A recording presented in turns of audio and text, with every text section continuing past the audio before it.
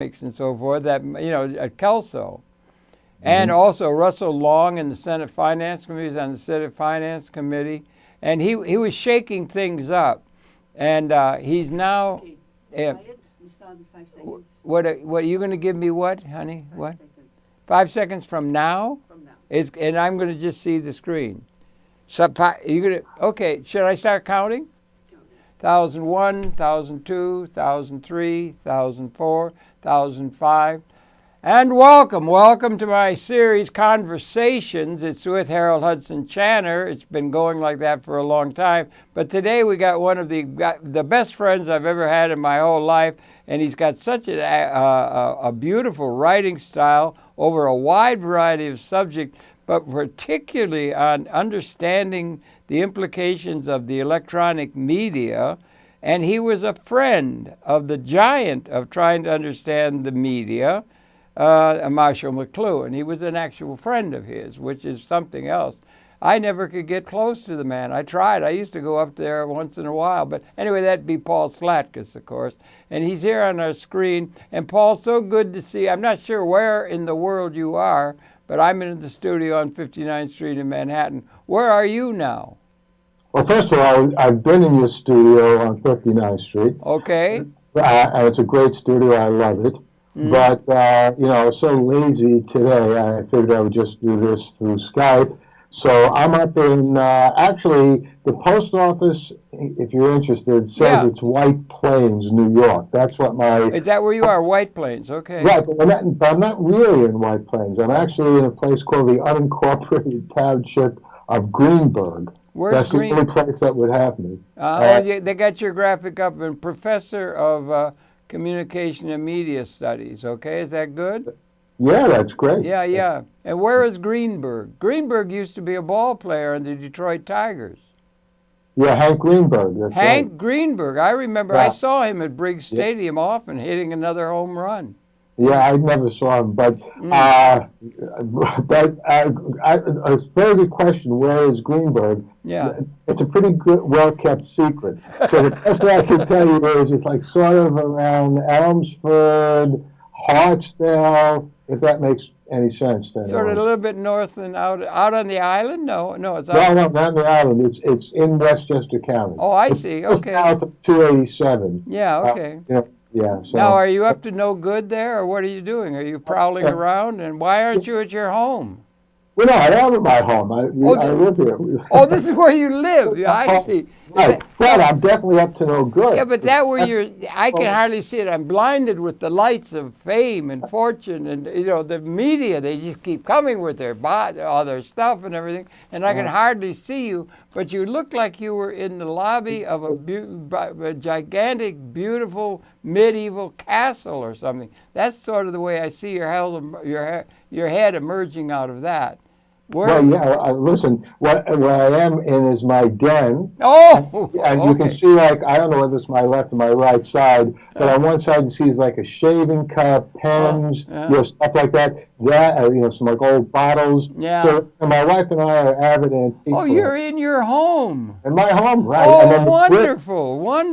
Well, it really is impressive. It's not like just white walls and all that. So much of the new Markan architecture is so bland. Exactly. But that looks like it's got a little, it could be medieval. That's right. Well, it has a lot of warmth. Who does your design? Which artist do you have doing your design, your architectural design? We did this ourselves. His sound is very high pitched. Yeah. To lower a little bit the high pitch. Yeah. Okay. I've been asked by our audio experts here. Yes. Brought in at great expense from Hollywood, to do it, that your high pitch is a little too high, and could you bring it down a little? Does that make sense to you? You're talking about my voice? Yeah, they're saying your voice is a little bit too high pitched. Well, I can't change the pitch of my voice. I know. Look, I only do what they tell me. They know all these gadgets and everything, so I'm not sure what that means. But she came in and she said, he's a little high pitched. I don't know what it means, but anyway, let's move on. Okay, I get that straight. It's good to see you. Anyway, we were talking about Gravel. He's a great guy, look, I always admired him. As I said to you, I was, just pretty much a kid and in my early 20s when the Vietnam War was raging on. Yeah. And I really appreciated back then that he was this senator from Alaska who had the courage to stand up and denounce this senseless war. Before it was cool, right? He was there before it was cool to be against the war. Exactly. They took a lot of heat, the people that were there. I was one of those early. Were you one of the early ones against that war? Oh, yeah. I mean, look, Tim and I went on several marches to Washington against the war. Yeah. I went on a march. I was tear gassed in Washington. Yeah. I thought it was an outrageous war, not to mention the fact that it was unconstitutional. Yeah. So people like Mike Ravel eventually helped end that war. Yeah. He was an early one. It must be hard to be one of the early ones who stand up to the massive power of the United States military and propagandistic crowd, as it were. It must be tough to be the early ones who come into it rather than joining the parade after everybody's into it and saying, another war that was of no use and everything, making apologies. But you know what I mean? To stand up when it's still in, the patriotism is still running through the veins of many Americans, you know what I mean? Yeah, I know exactly what you mean. And there's more people like that today, so I'm glad he's still around. Why is that? You were a close friend of this giant Marshall McLuhan, and you wrote magnificently on him, and you write magnificent tomes. All of the books that you've written are magnificent, and you seem to dash them off like I would used to send a letter to my mother or something. We have another great tome from Slatkas. Are you still doing writing? Or are you getting very involved in media production? Or what are you doing? Because I know you're very much aware of, and very early, I think you were the first person who wrote a serious book on the implications of this thing called a cell phone. You had a book called The Cell Phone, right? And that was early on. You were early on. Yeah. Well, I'm doing all those things. I'm still writing. I'm writing nonfiction. I guess my most important and most recent book is called Fake News and Fake News. Contact. Yeah. I'm writing science fiction. I have a whole bunch of science fiction stories. I just actually still doing that, yeah. And as I was telling you in our conversation before we started recording this, I just recorded a brand new album. This is my first album since 1972. What other albums have you done? You mean audio albums? Yeah, well, the 1972 album is called Twice Upon a Rhyme. Basically, when it came out in 1972, it sold a negative number of copies. Negative. That's pretty. That's experience, and you build from it. So, in ensuing years, the only human beings on the face of this planet who ever heard our wife, Tina, and our kids. Yeah, right. Beginning back in the late 1990s, it began being reviewed. There was a magazine that reviewed it. And so in the last few years, Twice Upon a Rhyme, you can find it on Spotify, on Bandcamp, it's on iTunes, Amazon's music pages. And so that's doing very well. And this small record label up in Batavia, New York, some really cool people said to me this past summer, hey, we've been fans of Twice Upon a Rhyme. Do you have any new songs that you'd like to record? And I said, yes, I do. And they knew that I was a science fiction writer. Yeah, you were, yeah. Yeah. So to make a long story short, I put together an album of all new songs, science fiction related songs, but sort of rock and pop songs. And Tina and I, my wife, went up to Batavia, New York at the end of October, stayed there a couple of days. We were in the studio every day, actually 3 days. Recorded these 8 tracks, and they're now mixing them. You're recording audio tracks, is that it? Yeah, that's right. Yeah. Is there a market for audio tracks? Oh, sure. Yeah. And anything is possible. Yeah. Oh, you'll love this. Speaking of which, I think your audio is a little bit overmodulated or something. I don't know. You can't hear yourself the way you're heard here. Maybe try Try to whisper. Try to whisper. Here, do you remember the who was the one that was the knight, the double nose or something? One of the guys on radio before there was nothing but Audio is set too high. something. She says of something what? His audio. Audio is set too high, possibly, if you have a control on that. I don't know. That's what she Well, said. let me see. I don't know why it would be set too high. I'm Maybe looking you at my, could talk in a more. Maybe you could become a little bit more of a tenor rather than a bass. I lowered the audio output. Is this any better? Yeah. Oh, He has to know it's the equipment. it's the equipment that is. You're fine. You're you were- Set too high. You were like that Thurber story. You were perfectly fine. You remember that Okay. story? Do you remember it? If we- Thurber was No, really no, funny. no. That's with the guy who had been at a party and danced on the table with the light shade and everything. And your wife says, "You were perfectly fine, dear." You know. I'm sorry, I'm playing with you a little bit, old friend. No, it's okay. Phil, I just want to finish making a point apropos of volume. I'm also doing live performances. Oh, really? On stage? Yeah. Before Yeah. people? Before real, Yeah. honest-to-God human beings? Yeah, that's right. Is that still going on? Yeah, oh, sure. Oh, right. Yeah. Okay. What do I- you what do you pull rabbits out of the hat, or what do you do up on? Well, I sing and play the piano. You and I have sing? a backup band. I never thought of you as a singer. Are you Yeah. rock and roll or Yeah, definitely. Really? You weren't at Woodstock, right? You were too young for that. Yeah, they asked me there, and I said no. I wasn't. Woodstock. I was like maybe 22 when Woodstock took place, but so I could have been there. But no, I wasn't very at the level then I would have been invited to Woodstock. So you didn't get to Woodstock. No, by the time I didn't get to Woodstock, butterfly. It's all right. There are only 600,000 hippies, you know. Right there. Yeah. But anyway, I'm glad you're still hitting it and writing on all living. Are you doing video much now, or what? Are you doing work with video medium? Well, as a matter of fact, later tonight, not last week, 2 weeks ago, I was out in Brooklyn, and I gave a talk on the Golem, Frankenstein, and the current version of that, which that very successful series on HBO. Which one? Do you remember? I don't. Yeah. Oh, I do. I think I know the one. It was set in another era or something. No. This is Westworld. Westworld. I've seen chapters of that. Westworld actually was a movie in the 70s, and they made it into a series. I think maybe it's had like maybe 2 seasons so far. Anyway, so the talk I gave was Golem, Frankenstein, and Westworld, showing how the three are connected to each other.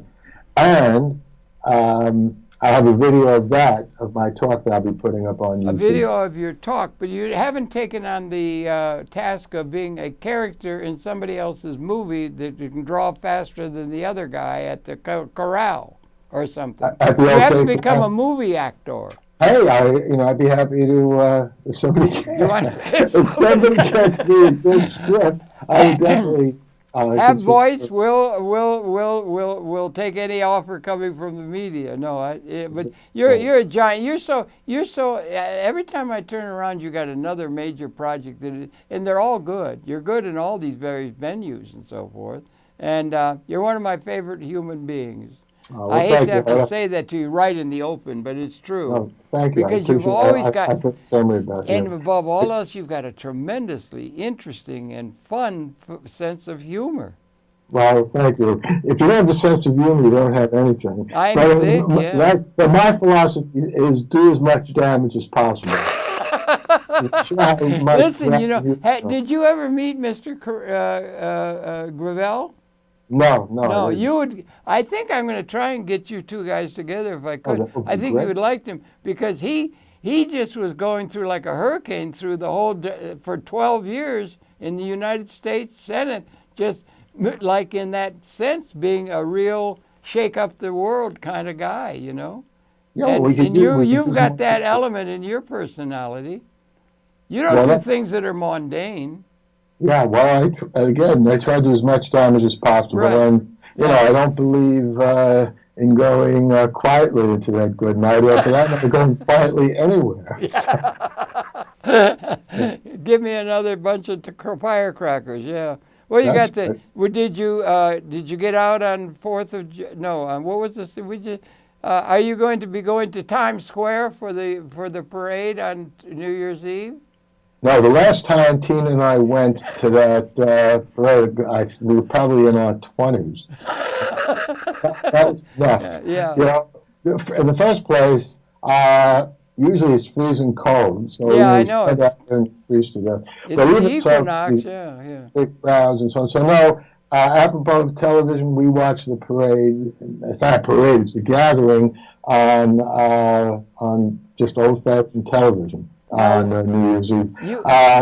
But I have to say, I do miss Guy Lombardo. Guy Lombardo, that's Yeah, good. I mean, you remember I Guy miss Harry Lombardo. Lauder. Haven't I mentioned Harry Lauder to you? No, you haven't. Never on the air? Is he related to Estee Lauder? No, I don't know if he is or not. Harry Lauder was the great star, like relevant to Bing Crosby or something in his time in the 19th century in Scotland. Very impressive. And he used to sing. Listen, I missed I'm going to give you a couple of lines of Harry Lauder, okay? Go ahead. Because I got a little Scottish background, right? I didn't know that. It goes like this. It goes, Roman in the Lomond on the bonny banks of Cley. Roman in the Lomond with me lassie by me side. When the sun has gone to rest, that's the time that I love best. Oh, it's lovely Roman in the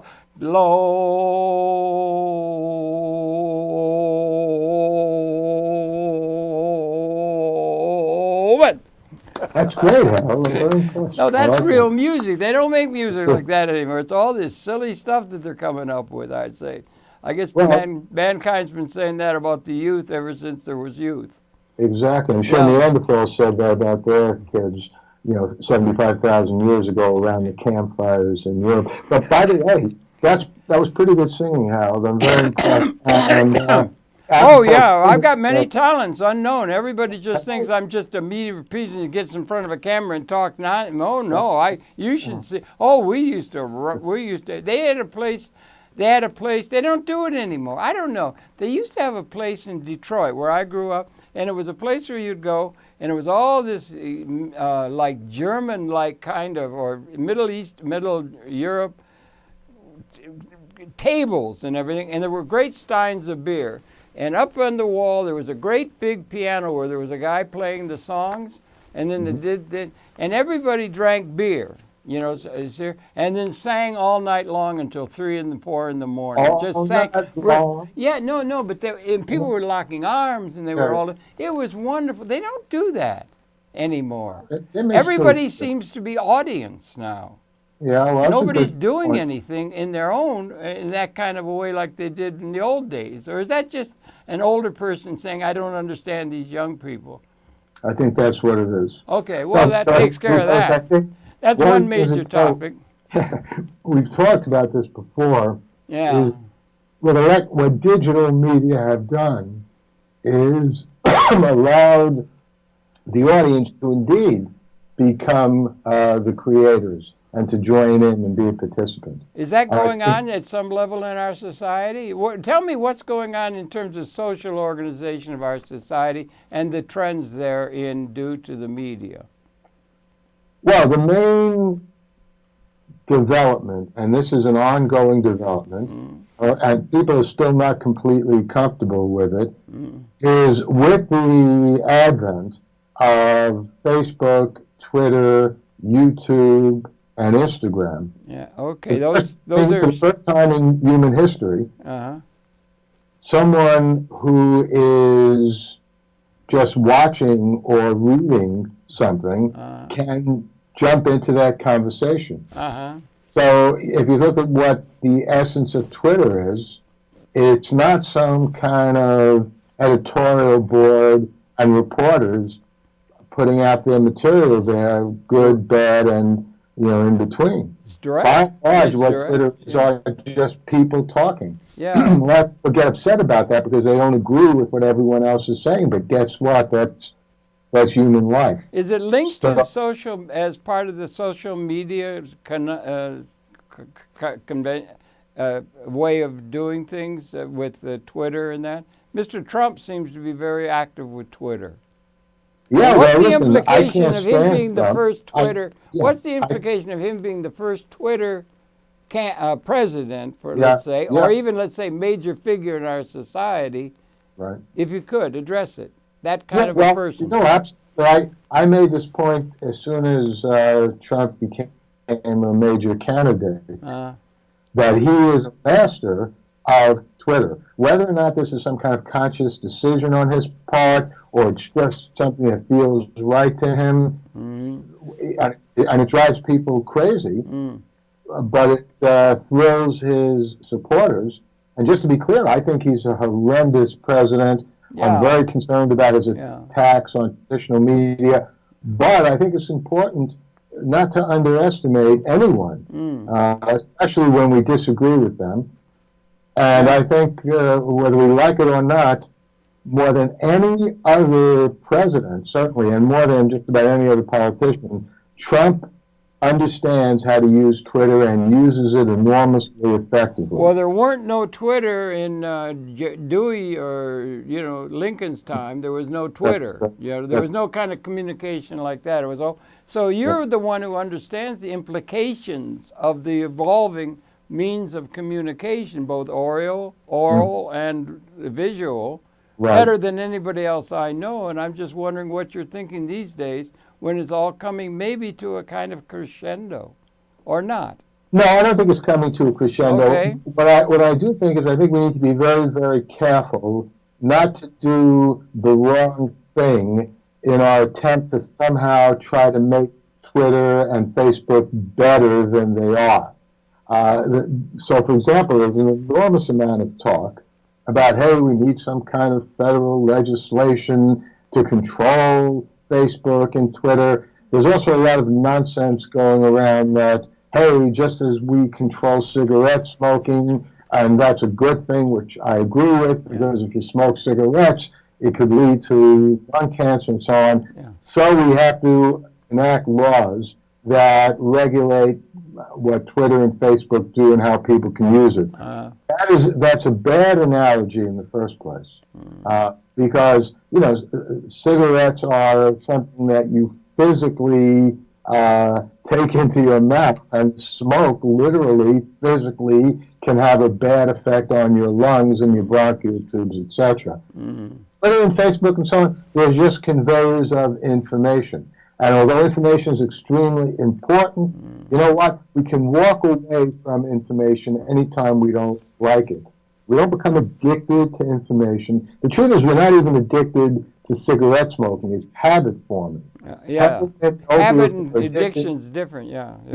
So, maybe to some extent, people get dependent on social media, but it's not habit forming in a physical sense. And the only reason people are dependent upon it is because they get so much from it. People love being in touch with their family and friends.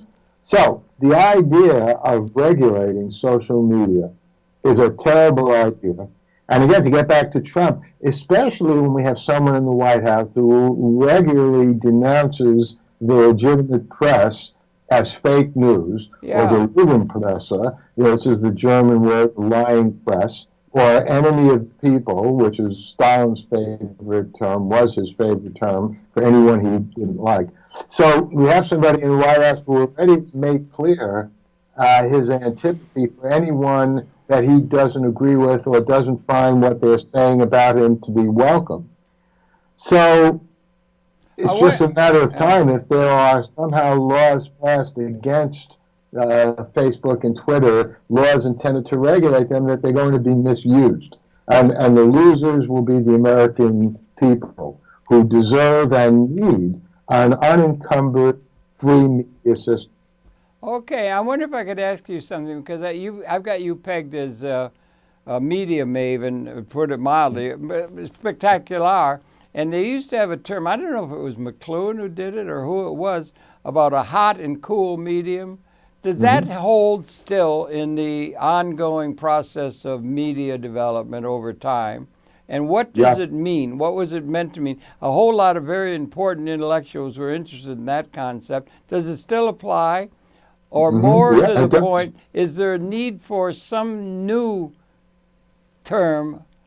Like before that, there was the hit parade, and then there was media cool, and that in serious understanding of the implications of extended consciousness that was part of that period when you were writing Mr. McLuhan and all that.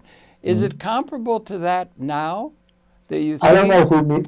I don't know if we need new terms. I think hot and cool still work. What McLuhan liked about those terms back in the 1960s, they were taken, by the way, from jazz. There was hot, loud, overwhelming jazz, big band jazz. Yeah. Then there was cool jazz. Yeah. Benny Goodman and his clarinet. Yeah. So McLuhan applied this to media, and he said, you know what? The reason that poetry, just a couple of lines of poetry, can attract so much attention, and books have been written on poetry. Yeah. And the reason why those few lines, and the same, of course, applies to song lyrics, like Bob Dylan's lyrics, the reason why those have such power is precisely because they don't tell you too much. They're low profiles, so you have to put yourself out there, put your intellect out into those very sketchy, brief, often deliberately ambiguous and unclear strings of words, and that gets you much more involved in the process. This is in contrast to reading an article in a newspaper With or a reading a period. book, Yeah. would be an example of a hot medium because it gives that to you up front. Well, what social media do, for the reasons I've just said, if you think about Twitter, so it basically starts out as 120 characters. They recently extended to 240 characters. That is still very, very little. Is that some algorithmic law? No, about it's just the internet, or was it just no particular reason? I thought it was 244 words or something. It's 240 now. They moved it from 120 to 240. Oh. Look, for all I know, they may have extended it even more. Now, who's in charge of setting those standards? Is there a federal government that's taking over the business of keeping track of those things? And why is Twitter? That's good. Why can't I do the whole Gettysburg Address on Twitter? Yeah. Why can't you? Can you do it? Can you do an extended thing? Well, you can't do it by writing out a tweet, but you could take like a series of photographs of some kind of printed copy of the Gettysburg Address and put those up in a series of tweets. Sure. But anyway, the point I'm making is because there's not that much information presented, it's a classic example of what McLuhan meant by cool. That's why people get so involved in Twitter, and they're more likely to get that deeply involved in Twitter than they are the New York Times. Because the New York Times is still traditional journalism, a hot medium, as McLuhan would aptly put it. It extends one of our sensory capabilities in high definition. Yeah, that's right. Yeah. We're really clear. Do I have my terms right, Mr. Setter of all the norms of understanding media? Didn't you write a book called Understanding Media? Or was that him himself? That was McLuhan. You wrote about it. I wrote Digital McLuhan. I wrote from McLuhan in an age of social media. Did he steal a lot of that stuff from the beers you used to drink with Mr. McLuhan over a happy table? Did he steal all Slackus's stuff or Levinson's stuff? Is that it? Did he get all of his good ideas from Paul? No, McLuhan didn't get any ideas from me, but I got an enormous number of ideas from him. But I'll tell you a true story about I'm McLuhan. doing, Paul, what I call putting you on. Isn't that a term in media understanding? I was trying to put you on. I didn't pull it off. Well, no, I enjoyed what you said, but still, it's an occasion to tell you this story. Is it about cool where- or hot? I got to know. Is it cool or hot to put somebody on? I don't know. It's A lot cool. of putting somebody on. That's a It's- term that's used. It's cool because usually when you put someone on, it's sort of vague and Yeah. not immediately apparent. Yeah, right. So therefore, it's not high definition. Yeah. Right. Well, anyway, that's really interesting. And where do you think it's all? What's the next thing that's coming up? What's the next? We got a little noise going here. What? Yeah, what's going on? It sounds like Santa Claus is visiting. No, well, it's maybe getting Santa Claus is coming to town. All the kiddies are getting ready. Yeah, That's I'm sweet. telling all the little kiddies that it's Santa's coming. You know, Hey. should we tell? Should we like little 4 and 5-year-olds? Paul, they're so gorgeous. Yeah, I know. Have you that. noticed Right. you had kids, right? Yeah. Well, we have a grandfather. when you who's have almost yeah, 3 with years grandfather. old. But Yeah. 4 and 5-year-old children are absolutely gorgeous, I agree. universally. Yeah. What happens?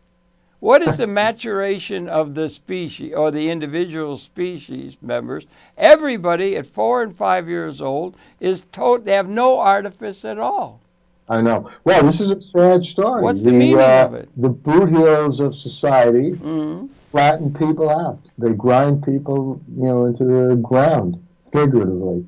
And Do you it's think fu- we could ever? Do you think it could ever be true that we would have a world where adults could be as non-artifice bound up as adults tend to become after having been these angels at 4 and 5 years old? They end up like us. No, Could we have a world where the adults could be so Right. secure or whatever it is, they could be totally without artifice and honest, Yeah, rather well, than it's scheming not going to and all the happen. rest of what we That's- call society, big people behavior. Do you understand what I'm trying to say? Could we Yeah, learn from the completely. 4 and 5-year-olds? I don't think we'll ever be able to do that because Oh, one of okay. the things about becoming an adult is, hey, you have all these responsibilities. Right, and right. You have to earn a living, blah, blah, blah. Look, Oh. becoming a parent is part of that. When you become a parent, you can no longer be a child, right? Mm. Because you have this awesome responsibility to take care of your children. And Well, that what if you had? basically- Yeah, but with all due respect, that's just getting right down to money. And money is Yeah, the major thing that motivates society in the grown-up world and all of that. But what if we get down to where we have a gigantic expansion in the number of people who are able with good use of the technological developments of forming capital and distributing by a capability of providing for the citizens in a way that they could become haves out of the box. They wouldn't have to be worrying about all the consequences of them not being a have. And are we getting to be where we may be transcending scarcity built from the technological extensions in a new way, non-zero sum, and a new development? There seems to be a lot of discussion about something qualitatively new is in the works for the future. What do you make of that? Elon Musk and those kind of people. Well, I support Elon Musk and Branson and all these people who are looking at the future, literally want to help get us off this earth via the space program. Jeff Bezos of Amazon would be another example. So I'm all in favor of what they're doing. However, I don't think it's going to change the fundamental difference between childhood and adulthood, because as I was beginning to say, it's not all due to money. When you become a parent, you suddenly have a responsibility for another human life in a way that you didn't before. That means you have to think about things in a different way. I think it's by and large a very good, wonderful thing, but it's not consistent with being a 4 or 5-year-old where you don't have to think about those things. Well, yeah, but you shouldn't have to be thinking. You don't think we're ever going to get to a world where there's enough for everyone to have a life? I'm saying it's not going to change. You're talking about the fundamental difference between the innocence of a 4, 5, 6-year-old and what anyone who is in their 20s, 30s, and 40s is all about. And yes, I think I said earning a living is part of it. But even with that not part of it, it'd still be a significant difference. Well, okay, that's a large question. I don't know. I'm sort of the mind that there's going to be a qualitative transformation coming around the bend. Those things came out of the social media, and those kind of things came to us all unawares. They built up very quickly, and they came on very quickly. It wasn't like a long century-driven process that could be done and studied like that. It was very quick, and the things they're doing in the realm of driverless cars. Mm-hmm. Oh no, their ability to produce great abundance. Let's say the overall metaphor that people kick around is the society, the humans, 7 billion people, or what is it, the population? No, that's languages. But that we're going to overcome the ironclad laws of scarcity, which would provide the basis for human society for 200,000 years of evolution. But we're going to get to be where there will be enough for all in the question of that we might transcend scarcity as a thing that maturity has to come to accept, that for one to win, somebody else has to lose, and all the following premises and structures of social organization will become not necessary, because everybody in a very real sense will be a have. Well, I think that's definitely the direction in which we're heading. And you think we are heading in that direction? Oh, yeah. It seems that way. It's a hell of a lot better than it used to be, isn't it? Absolutely. Yeah. They're living on carrion or whatever. Some people have a beautiful, peaceful view of pre-literate culture and everything, but I think it was a hard scrabble all the way up the Rhine, you know?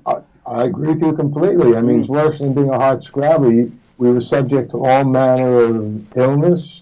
The truth of the matter is, even though everyone would still like to live longer, and that's great, living, the average Roman lived to about 40 or 45. So when was that? When? The average Roman, at the height of the Roman Empire, the average lifespan was like mid-40s. Do you know, my daddy died when he was 46 or 43, I think. Yeah. And that was the average age of excuse me, that was the average age of a male born in the turn of the century was 43. Yeah. Now it's 80 or something now. We've made a lot of progress and everything. But that is okay. My favorite line, I'm going to go off this line and everything, but it's Daedalus. James Joyce having Daedalus say, history is a nightmare from which we're attempting to awaken. Right. Is there a chance we're going to awaken from a period where the ironclad laws of scarcity had to apply in order for there to be a progressing human society, or not? Yes, I do. I think that's already begun to happen. You think? Yeah. Okay. Yeah. So look, everybody always wants more than they have. That's natural human nature. But here in 2018, the average person anywhere, but certainly in the United States, has a lot more than the average person had in 1918. And those people back then, in turn, had a lot more than people had in 1818. Absolutely. Yeah. Yes, right. That's the point. Yeah. But how far does it go toward getting a really well-organized and efficient for all human beings and so forth like that? Like the 100 trillion cells in a human organism, they all count. They work in a way that is synergistically, like Mr. Fuller used to talk about, and they form a system. So humanity is a system, and it's got a lot of development that is going to make it would be good if everybody, if adults could be like 5-year-olds. Mm-hmm. They're trusting. They can be trusting. They don't have to be on guard. They don't have to be out killing the other, competitive this or that, and fighting the damned wars and all that stuff. And that there be enough for people, and everybody can be living well, and everybody can. Do you understand what I'm saying? And it's working in a gigantic kind of system. Maybe that's crazy, but I think we may be going through a qualitative change. We may be going through a qualitative change that not quantitative, that all our news makes up, reifying the outdated institutions that are going to be transcended. Right. In our Well, time, perhaps, or our grandchildren, or our children. I don't know. It's not a normal period in history. It's one of the theses that a lot of people seem to think. it was never a normal period in history. Okay, thanks. That's Paul. That's a Slatkasite. Yeah, right.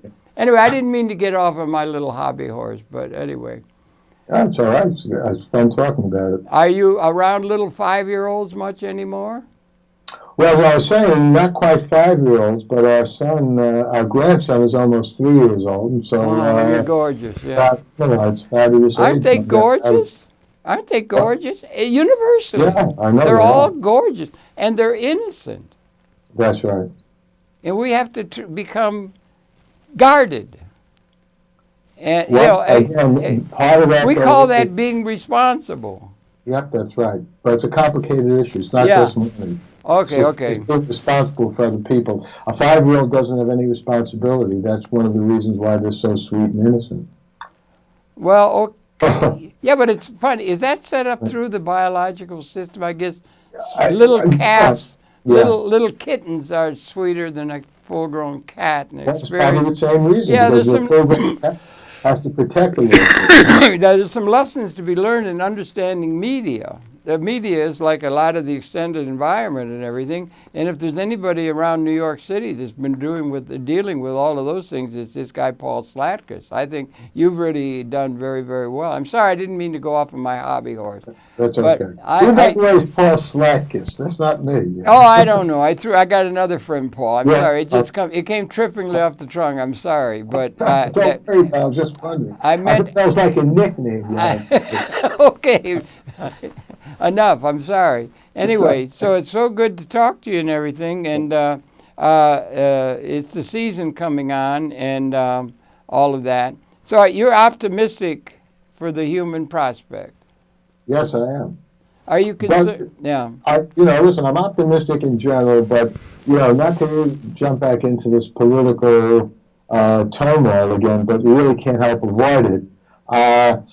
It's hard to be 100% or even more than 50% optimistic given what's going on politically in the United States right now, where, frankly, I don't know exactly how you feel, but for me, Donald Trump is, by a huge margin, the worst president we've ever had in the United States. That could be made a case. Nixon was like a perfect gentleman, Yeah. So it's not just a question of courtesy. He has like minimal understanding of anything that a president needs to understand. Although, as I said before, I think he's brilliant on Twitter. That's about the only thing he's brilliant at. He has an understanding of most things. His instincts are all wrong. He insults disabled people. He insults women. He insults everyone. So he insults immigrants. So look, the Electoral College. I actually thought the Electoral College should have been abolished a long time ago. Yeah, it's been argued for ever since I was a kid. Yeah. That's right. So look, so I am very optimistic, but I'm also realistic, and I'll feel a lot better when Trump is out of the White House. So what do you think is going to happen in the immediate situation over the period? I mean, I don't know if you wanted to make a mention. I will. Mr. Mueller's about to bring his report and all that. Do you think there will be a impeachment of the president by those forces? They seem to be growing, and he seems to be fighting back and everything. It's a monumental confrontation happening. Well, yeah, it's a titanic confrontation. Yeah. And it's worldwide, have control of the House of Representatives. So, I think if I had a bet that Trump will be impeached, if we want to see him, as I do, out of that office, the problem is still the Senate, where obviously the Republicans actually gained a couple of seats in the past election. And, in the case of Richard Nixon, he resigned when a group of Republicans went up to see him at the White House and said to him, "Look, Mr. President, we have to tell you, if you are impeached and this comes to the Senate, we are telling you as Republicans in the Senate, you're going to lose in that trial." And so Nixon didn't want to be embarrassed and, put up literally on a trial like that in which he would lose, and that's why he left. I don't know. and if there are a sufficient number of Republicans who have the courage of those Republican senators back in the early 1970s. So until that's established, it remains to be seen. The impeachment will certainly set Trump back, but if he's confident that he'll survive a trial in the Senate, who knows what he might do? You know, a wounded animal is more dangerous and vicious than an animal just wandering around doing what it wants to do. So these are very serious times, and I am concerned about that. So we do have to see, we're going to have a turbulent time in the time ahead politically. Absolutely. Yeah. It's going to be a hell of a show, isn't it? You know? Well, yeah, I mean, look, I keep saying... It's going to be better than anything they can conjure out in Hollywood. They don't make movies like they used to that had a lot of oomph to them now, I don't see. Maybe I'm just talking like the age I am, but... No. Actually, on that score, I've been saying for a couple of years, the television series that are streaming on Netflix and Amazon Prime and Hulu, I think they're the cutting edge of where movies used to be, where network television, even cable television used to be. So there's still great material out there, great narratives, but they're not usually shown in the movies. But yeah, you know, I will say this about Trump.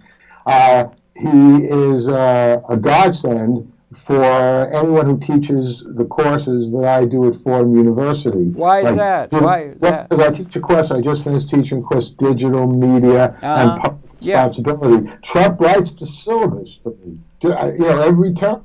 And literally, as the course goes on, I mean, it's no laughing matter. I'm smiling about it because this has serious consequences. Trump does what all the time? Does what? I didn't get it.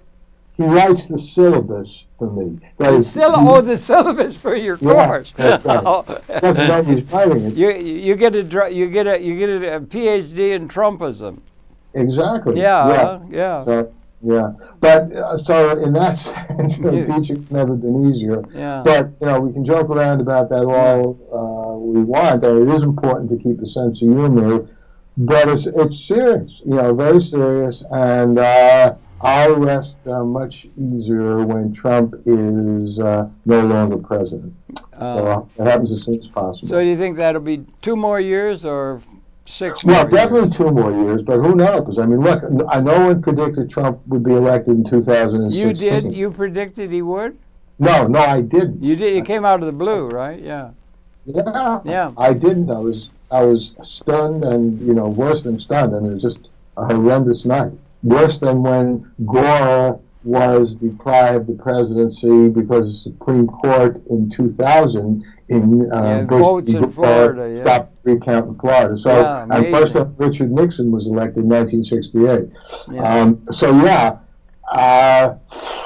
I cannot see how Trump will be reelected in 2020, but you know what? I couldn't see how Trump would be elected in 2016. Yeah. I gave a talk in Michigan, in Grand Rapids, Michigan, back in March, you know, talking about that, and I said to them, you know, people in Michigan, I said, look, you know, it's your fault, because you know, Michigan, you know, a lot of working people in Michigan.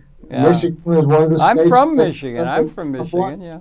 I'm a Michigander. Well, so I hope these Michiganders wake up. There's an expression in Yiddish called Michigas, which means like craziness. So I hope the Michiganders don't Michigas and you know, don't vote for Trump in 2020. Well, okay, it's an interesting time, and I tell you, it's so good to talk to you. It's going to be. It makes for really impact-packed news now. I mean, the news used to be more cool. I suppose it would be cool, but the media is producing what McLuhan would call very hot, hot human beings that are very, very impressed very strongly. It's reminiscent. It's probably not fair to them and everything, but it's reminiscent of what happened with Mussolini. Or with Hitler himself. Fascism well, that's what I was saying before. Yeah. You know, the Lugenpresse, which is right out of Mein Kampf, it's something that Joseph Goebbels, Hitler's Minister of Propaganda and Popular Enlightenment, basically saw very clearly. The way to destroy democracy is you do it from the inside out, and you start by undermining the free press. Because if you don't have the public having confidence in the press, then how's the public going to make any judgments? And certainly Trump has been trying to do that. So I think it is a warranted and fair comparison. There's a big conflict going on between him and CNN, which is a major news source for a lot of people. Also MSNBC, also it seems. Right. So it's he banned Jim Acosta more than once. Jim Acosta is a very good reporter for CNN. As far as Trump is concerned, Trump hates Acosta because Acosta writes the truth about Donald Trump. This gets back to Harry Truman. Harry Truman used to, one of his sayings was "Give him hell." And so a reporter once asked him, "Are you giving the Republicans hell, Harry?"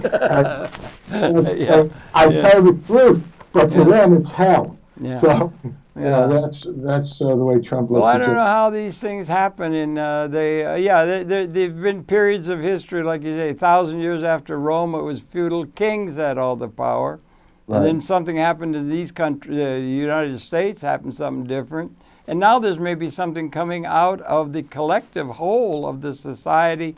Now, the countries, the planet is so much more intricately connected with one another over the situation out of the past. Yeah. Well, it is, and I think that's a good thing. And yeah. Anyway, listen, I got to get from somebody, maybe you, Paul, if you're keeping track, or Josiane, our producer. I forgot to get started making note of when we started talking. So, Josiane, maybe you could come. How much time do we have left to meet the 58-minute deadline? I think we're pretty close. Yeah, I know, but we got to do better than 6 minutes. Mark your watch. 6 minutes more. I would rather support the clock than your projection of the possibilities, okay? We have 6 minutes. I'm going to set my watch because I didn't have... See, this is the mark of somebody who is got to get better organized. Who is this? I'm going to get next. Good organization isn't all it's cracked up to be. No, but it used to be. There used to be a Paul, I'm telling you, it used to be everybody's. We got to get organized. Remember, people don't say that anymore, or do they? Maybe they do. Anyway, I'll let you know. I used to have a sign on my desk. Yeah. Said a neat desk is a sign of a sick mind.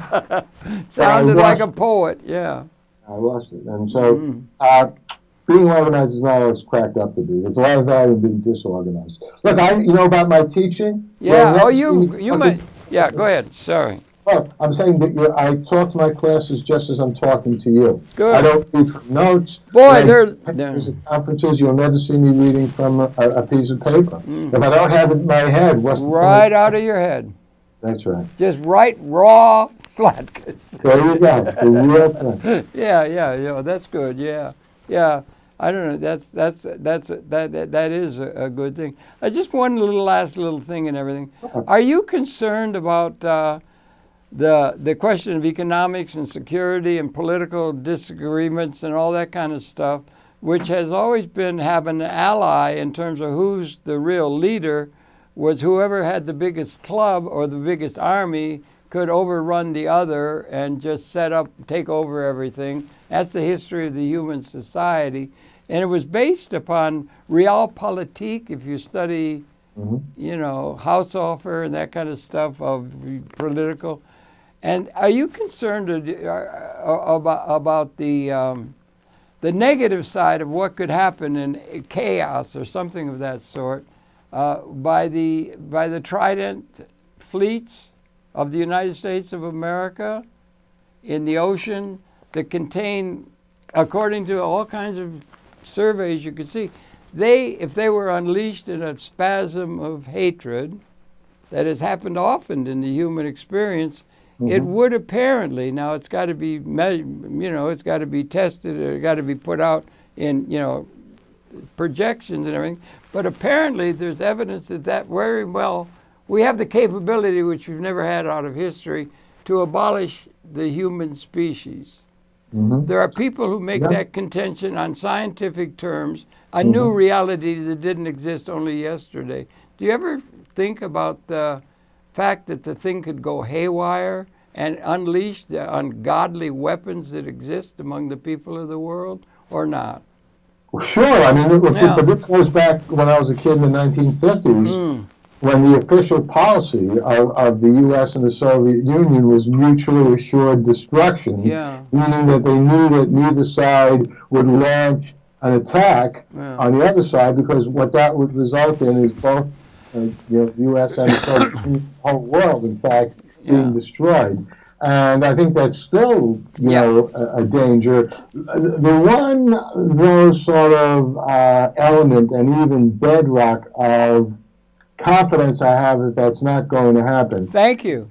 Yeah, I've known, you know, some people, you know, in the military, you know, not well, but well enough. For example, Barry McCaffrey, I met at a conference years ago, former general, and I've always been impressed by the essential rationality and self-control of the military. Well, and so, in terms of what you're talking about, I wouldn't put it past Trump, because he's so out of his mind and so essentially incompetent and all the things I've been saying, to give an order that could be a very dangerous order. But I guess I have more or less confidence that the military would not just blindly follow that. And, you know, I hope I'm right about that. I have no proof about that. I do too, provided. And do you think it would help if we put in every schoolhouse for all the kiddies over the showing of Dr. Strangelove? Yeah, it wouldn't be a bad idea. Dr. Strangelove was there that put that.